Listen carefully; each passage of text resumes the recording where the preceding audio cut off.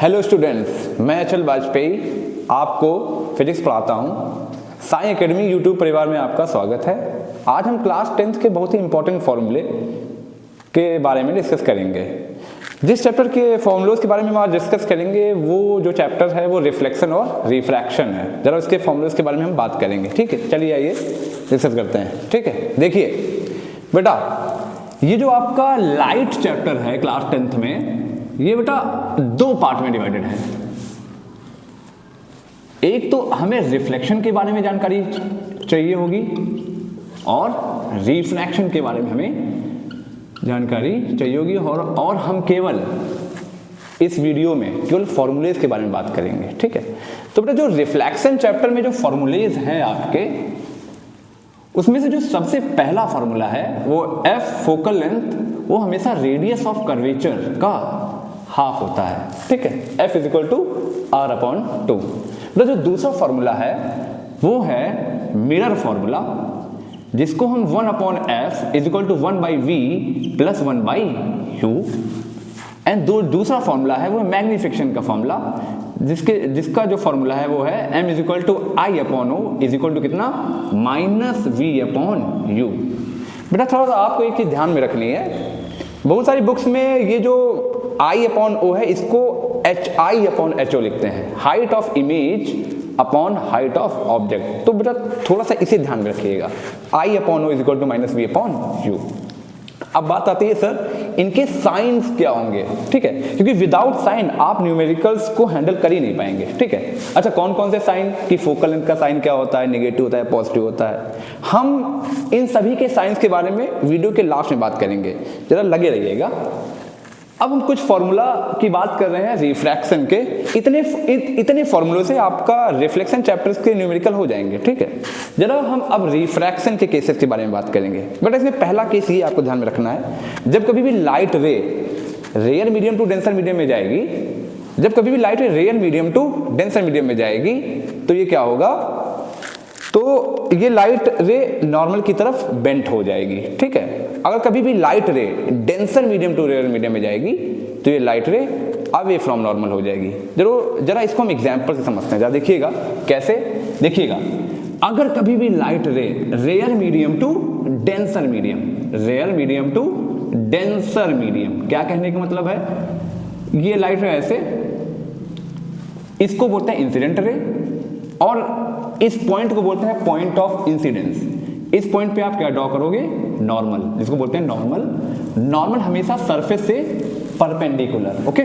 तो जरा देखिएगा, जो इंसिडेंट रे नॉर्मल से एंगल बनाती है उसको बोलते हैं इंसिडेंट एंगल आई, ठीक है। Light ray rarer medium to denser medium में जा रही है तो क्या होगा, बेंड टूवर्ड्स नॉर्मल। देखिए लाइट रे जाना सीधा चाह रही थी, लेकिन क्या हो जाएगा, बेंड टूवर्ड्स नॉर्मल, ठीक है बच्चा, ये ध्यान में रखिएगा। और जो ये वाला एंगल होगा वो हो जाएगा एंगल आर। तो बेटा इस केस में हमेशा angle I is greater than angle R होगा, हमेशा बेटा इस चीज को ध्यान रखिएगा। दूसरा, रेयर टू डेंसर के सर कुछ एग्जांपल बता दीजिए, कैसे। अगर लाइट रे वाटर से ग्लास में जाए, या लाइट रे एयर से ग्लास में जाए, या लाइट रे एयर से वाटर में जाए, ये सभी इसके केस हैं, ठीक। जरा सेकंड केस में क्या है, अगर light ray denser to rare में जाती है, देखिएगा बेटा, अगर light ray denser to rare में जाती है, कहने का मतलब है, मैं जरा इसके एग्जांपल्स के बारे में भी बात करूंगा। अगर light ray denser to rare में जाए, कैसे, क्या, फिर से वही चीज, incident ray, point of incidence पे नॉर्मल ड्रॉ करोगे। लाइट रे जाना सीधा चाहती है, इस बार का केस क्या है, denser medium to rarer medium, तो क्या हो जाएगा, लाइट रे जब कभी भी डेंसर टू रेयर में जाएगी तो क्या हो जाएगा, अवे फ्रॉम नॉर्मल। देखिए ये नॉर्मल से क्या हो गई है, अवे हो गई है। तो ये जो एंगल बनेगा ये होगा इंसिडेंट एंगल, और जो ये वाला एंगल होगा ये क्या होगा, एंगल ऑफ रिफ्रैक्शन। इस केस में हमेशा जो एंगल आर होगा वो क्या होगा, बड़ा होगा इंसिडेंट एंगल से, जरा ये ध्यान रखिएगा, ठीक है। जरा इन फॉर्मूल्स को नोट करिएगा, जरा हम कुछ फॉर्मूल्स के बारे में आगे बात करेंगे, ठीक है बच्चों, जरा इनको नोट कर लीजिएगा। आपने ये फॉर्मूलेस नोट कर लिए होंगे, जरा अब हम कुछ आगे फॉर्मूलेस के बारे में हम बात करेंगे जो रिफ्रैक्शन चैप्टर से एसोसिएटेड है। ठीक है, जरा देखिएगा बेटा आगे के फॉर्मूलेस क्या है। देखिए बेटा, सबसे पहले जब लाइट रे एक मीडियम से दूसरे मीडियम में जाती है ना, तो उसको लिखने का तरीका क्या होता है। पहली बात तो अगर लाइट रे सपोज एयर से ग्लास में जा रही है तो बेटा आपको उसे हमेशा ऐसे ही लिखना है। इसका मतलब होता है लाइट रे एयर से ग्लास में जा रही है। दूसरा, अगर कभी ऐसा आपको एग्जाम में दिखे WNG, इसका मतलब होता है लाइट रे वाटर से ग्लास में जा रही है, इसका यही मतलब होता है। ठीक है, देखिए साइंटिस्ट स्नेल थे जिन्होंने जरा इस रिफ्रैक्शन को स्टडी किया, तो उन्होंने जरा देखिए क्या बताया। उन्होंने बोला जब लाइट रे एक मीडियम से दूसरे मीडियम में जाती है ना, तो होता क्या है, जरा देखिएगा। अगर मान लीजिए लाइट रे फर्स्ट मीडियम से सेकेंड मीडियम में जा रही है, तो ये जो इंसिडेंट रे है ये नॉर्मल से जो एंगल बनाती है, सपोज कुछ एंगल होगा, वो एंगल I, चाहे वो नॉर्मल की तरफ बेंट हो चाहे अवे हो, तो जो इस मीडियम में एंगल बनता है मीडियम 2 में, वो होता है एंगल R। तो उन्होंने इन दोनों एंगल्स के साइन का रेशियो लिया और बोला सपोज लाइट रे 1 से 2 में जा रही है, तो उन्होंने ये बोला लाइट रे जैसे 1 से 2 में जा रही है, तो उन्होंने क्या किया, उन्होंने साइन I अपॉन क्या ले लिया, साइन R ले लिया, जो कि बहुत ही इंपॉर्टेंट फॉर्मूला है बच्चों, इसको जरा नोट करिएगा। ठीक है, ये एक फॉर्मूला ध्यान में रखिएगा। ठीक है, ये क्या है, ये पहले मीडियम में बनने वाले इंसिडेंट एंगल का साइन, और साइन R क्या है, दूसरे मीडियम में बनने वाले एंगल ऑफ रिफ्रैक्शन का साइन का रेशियो। ये आपको बेटा क्या देगा, ये एक रेशियो है, ये एक कांस्टेंट होगा, एक कोई नंबर होगा, कोई डिजिट आएगा, उस डिजिट को हम बोलते हैं the refractive index of medium 2 with respect to 1। ठीक, अच्छा कुछ फॉर्मूले और भी हैं। क्या है सर फॉर्मूले, बेटा पहले मीडियम में जो स्पीड होगी लाइट की, बेटा वो हो जाएगी v1, और जो दूसरे मीडियम में होगी स्पीड वो हो जाएगी बेटा v2। बेटा जरा ध्यान रखिएगा, बहुत किताबों में या आपकी टीचर्स ने आपको ये बताया होगा कि कभी कभी ये मीडियम पहला एयर होता है, दूसरा मीडियम कुछ भी हो सकता है, तो बेटा ये C/V भी बहुत सारी जगहों पर आपने देखा होगा। ये क्या है, C speed of light in vacuum या फिर एयर, और V क्या है, दूसरे मीडियम में स्पीड। ठीक, इसके अलावा बेटा जब लाइट रे एक मीडियम से दूसरे मीडियम में जाती है ना, तो लाइट की 3 कैरेक्टरिस्टिक्स में, एक कैरेक्टरिस्टिक्स होती है स्पीड, एक होती है फ्रीक्वेंसी, एक होती है वेवलेंथ। तो फ्रीक्वेंसी चेंज नहीं होती कभी भी, स्पीड भी चेंज हो जाती है और वेवलेंथ भी चेंज हो जाती है।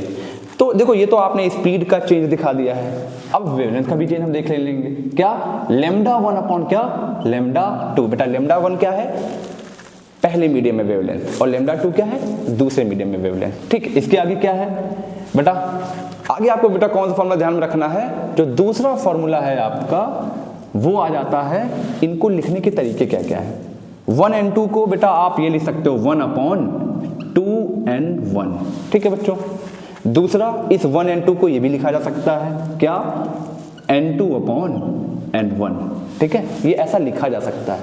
जब आप ये सब चीजें ध्यान में रखोगे तो आपका कैसा भी न्यूमेरिकल हो, चाहे जहां से भी आए, आप उस न्यूमेरिकल को हैंडल कर ले जाओगे। ठीक है बेटा, एक बोनस फॉर्मूला आपको बताता हूं। क्या, कभी कभी ऐसी सिचुएशन आ जाती है कि लाइट रे वाटर से ग्लास में जा रही है। सपोज देखिए बेटा, सिचुएशन देखिए पहले, मान लीजिए ये है क्या, वाटर, और ये मीडियम क्या है, ग्लास। कभी कभी ये सिचुएशन बहुत ही भयंकर है, वो आपको जानना है। क्या, सपोज लाइट रे वाटर से ग्लास में जा रही है, कैसे, ऐसे। ठीक है, तो जो भी है, तो अगर लाइट रे वाटर से ग्लास में जा रही है तो बेटा ये इसका एक बोनस होना आप ध्यान रखिएगा। सपोज लाइट रे वाटर से ग्लास में जा रही है, तो इसको हम क्या लिख सकते हैं, ये जो लास्ट में लिखा है ना ग्लास, इसका एब्सोल्यूट रिफ्रैक्टिव इंडेक्स, और जो पीछे लिखा है ना वाटर, इसका एब्सोल्यूट रिफ्रैक्टिव इंडेक्स। बेटा ये एब्सोल्यूट रिफ्रैक्टिव इंडेक्स क्या होता है, बेटा एब्सोल्यूट रिफ्रैक्टिव इंडेक्स जब हम किसी भी मीडियम का रिफ्रैक्टिव इंडेक्स एयर के रिस्पेक्ट में लेते हैं उसको बोलते हैं एब्सोल्यूट रिफ्रैक्टिव इंडेक्स। ठीक है, देखिए WNG, the absolute refractive index of glass upon absolute refractive index of water. Suppose एक और देखिए, अगर मान लीजिए लाइट रे आपका वाटर से ग्लास में जा रही है, लाइट रे वाटर से किस में जा रही है, ग्लास में, तो ये तो आपने देख लिया है। ठीक है, अगर मान लीजिए कभी कोई लाइट रे पेट्रोल से ग्लास में जा रही है, ठीक, देखिए क्या, पेट्रोल से ग्लास में, तो बेटा पेट्रोल से ग्लास में, तो बेटा इसका ये मतलब होता है पेट्रोल से ग्लास में आप इसको PNG ही लिखोगे, पेट्रोल से ग्लास में, इसको आप GNP नहीं लिख सकते, ठीक है। अब इसको कैसे लिखेंगे इसके टर्म्स में, तो absolute refractive index of glass air के रिस्पेक्ट में upon absolute refractive index of petrol. बेटा ये जरा बोनस ध्यान में रखिएगा, डायरेक्ट क्वेश्चंस भी आते हैं और इसका यूज हो जाता है क्वेश्चंस में, ये चीज़ें ध्यान रखिएगा। अब जरा कुछ इंपॉर्टेंट साइंस हैं, जैसे कि ये focal length, radius of curvature, VU और आपके height of image, height of object, इनके साइंस के बारे में बात करेंगे। उससे हम आगे, तब तक आप इसे नोट करिए, हम आगे बात करते हैं, ठीक है।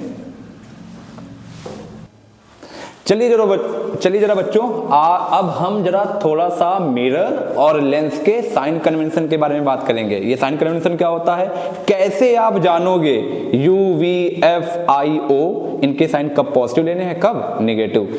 जरा ध्यान से सुनिएगा, क्या ध्यान से सुनना है। सबसे पहले बात करेंगे मिरर के बारे में। अच्छा, अब ये U क्या होता है बेटा, जरा ये U, V, F जो मैं बताने जा रहा हूं, जरा इसको ध्यान से सुनिएगा।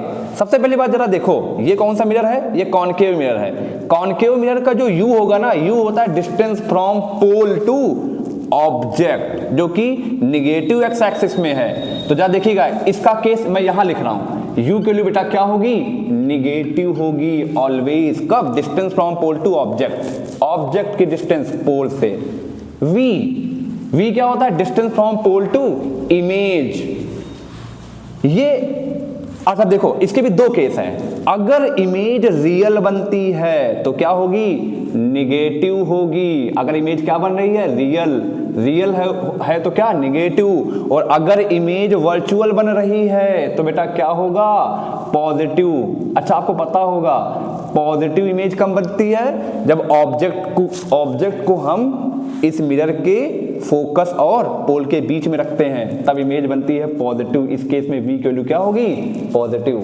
अब बताती है फोकल लेंथ, किसकी फोकल लेंथ, कॉनकेव मिरर की फोकल लेंथ। भैया ये देखिए, इधर की तरफ होगा फोकल लेंथ, ये देखो इधर की तरफ होगा, तो ये क्या होगा, नेगेटिव होगा। क्यों, क्योंकि नेगेटिव एक्स एक्सिस में है। अच्छा अब आता है हाइट ऑफ इमेज। फिर से इसके दो केस होंगे, क्या दो केस, अगर इमेज वर्चुअल बन रही है, देखो ऊपर की तरफ बनती है वर्चुअल इमेज, ऊपर की तरफ पॉजिटिव एक्स एक्सिस में, तो बेटा क्या होगा, पॉजिटिव होगा। और अगर इमेज रियल बन रही है तो निगेटिव एक्स एक्सिस में। जरा देखिए, ये I और O के केस में हम इसकी हाइट लेते हैं, ये चीज निगेटिव एक्स एक्सिस में है, तो बेटा क्या होगा, रियल इमेज के लिए क्या होगा बच्चा, निगेटिव। और O for height of object, जो कि हमेशा पॉजिटिव एक्स एक्सिस में है। देखिए पॉजिटिव वाई एक्सिस में, सॉरी बच्चा, पॉजिटिव वाई एक्सिस में, तो ये हमेशा क्या होगी, पॉजिटिव।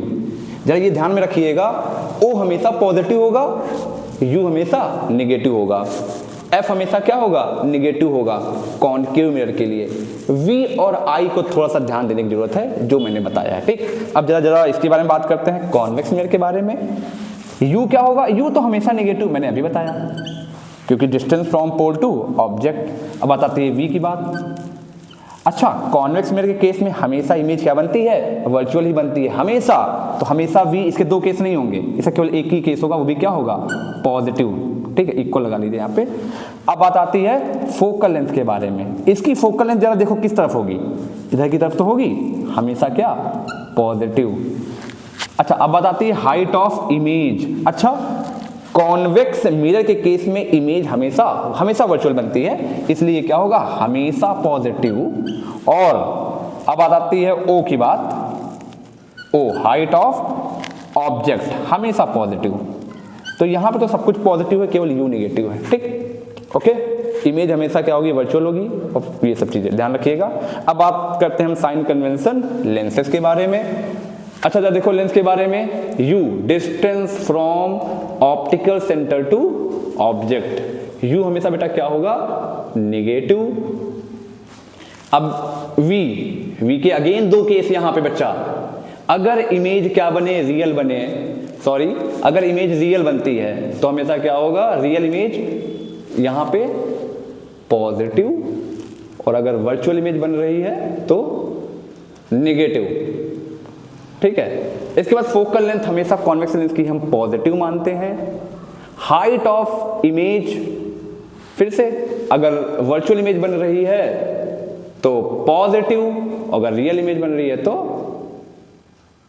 बेटा एक चीज थोड़ा सा ध्यान रखिएगा, अगर वर्चुअल इमेज बन रही है तो क्या होगा, निगेटिव होगा, और अगर रियल इमेज बन रही है तो निगेटिव, पॉजिटिव। और इसके बाद आपको क्या ध्यान में रखना है, हाइट ऑफ ऑब्जेक्ट के बारे में, तो ये बेटा क्या होगा, पॉजिटिव वाई एक्सिस में है तो इसलिए क्या होगा, पॉजिटिव होगा। ठीक है, अब जरा कॉनकेव लेंस के बारे में बात करते हैं। कॉनकेव लेंस के बारे में भी आपको ध्यान रखना है, यू तो क्या होगा, निगेटिव ही होगा, इसकी फोकल लेंथ हमेशा हम निगेटिव ही मानेंगे, और जो v होगा distance from pole to optical centre to image. अच्छा, इस केस में हमेशा इमेज क्या बनती है, वर्चुअल ही बनती है, इसलिए बेटा क्या होगा, निगेटिव यहां पे लिया गया है। और एक चीज और, हाइट ऑफ ऑब्जेक्ट हमेशा पॉजिटिव, और हाइट ऑफ इमेज यहां पर क्या होगा, पॉजिटिव होगा। ठीक है बच्चों, इसको जरा नोट कर लीजिए, यही आपके कॉन्सेप्ट है। अब सारे न्यूमेरिकल्स आपके बनेंगे, बस थोड़ा सा आपको प्रैक्टिस करने की जरूरत पड़ेगी। ठीक है, चलिए बच्चों इसको नोट कर लीजिएगा। ठीक है बच्चों, आशा करता हूं कि ये वीडियो आपको समझ में आई होगी। ये सभी चीजें नोट कर लीजिए, जल्दी से ही हम इस पे बेस्ड कुछ न्यूमेरिकल्स आपके सामने लेकर आएंगे। तब तक आप पढ़ते रहिए, आप चैनल को सब्सक्राइब कीजिए, शेयर कीजिए, लाइक करिए। धन्यवाद।